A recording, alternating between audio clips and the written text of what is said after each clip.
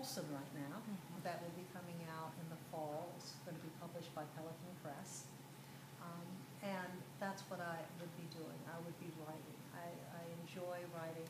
I think I enjoy nonfiction writing more than fiction writing. Yeah. What is like your morning routine when you get here?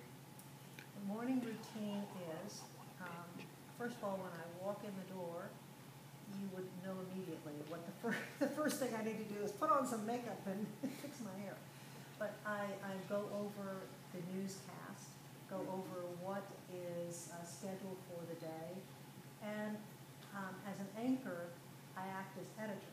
So I have to go over the newscast that's been written and make changes if necessary, or make suggestions. So that after that, then I'm on the air from 6 o'clock until 9 o'clock. I also, before coming in, I work on preparing for the guests that are coming on the show. So there are a variety of things in just preparing.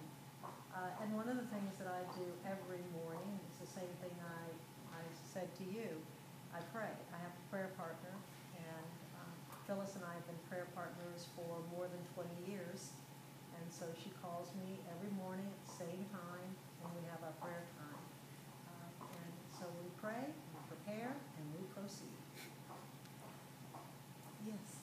What was your favorite story or topic you ever did about WWL? I would say the one that had the most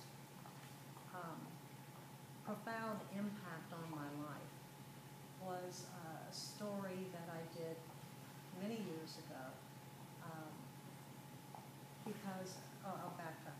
I was on my way to cover a feature story, and the radio in the car went off, and there was somebody at the station saying, we need to forget about that feature, we don't have time for that. There's a breaking news story happening. Gave us the address, we went over there. And when I got there, it was the first time that I actually started to cry while I was at work. And because there was a mother who was obviously mentally deranged, and she was being separated from her children. The neighbors had called to report the woman and said that she was not caring for her children, and the children were living in squalor. And it was obvious that their children were not properly fed and cared for. But the children were crying because they didn't want to be separated from their mother. And the neighbors said, time and time again, we have called, they come every time, and then it goes back to the same thing. So I did a series called Who's Watching the Children?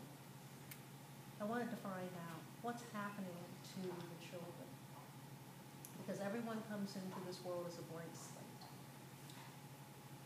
And what do we write on that slate? That's our responsibility as a society, as a community. And I decided that I would follow through on something that my mother told me about. My mother told me if I had an organization, I'd call it Each One Saved One, because a mentor helped her.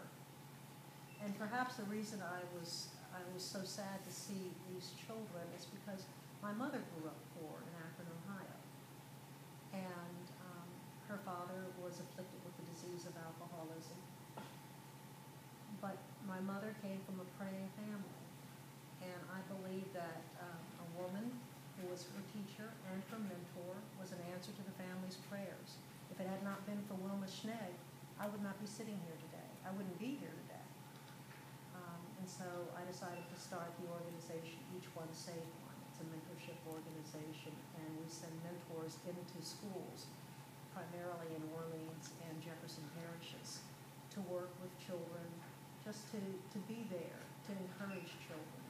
So to make a long story short, that's what I remember most. And that's the story that had a profound effect on me personally.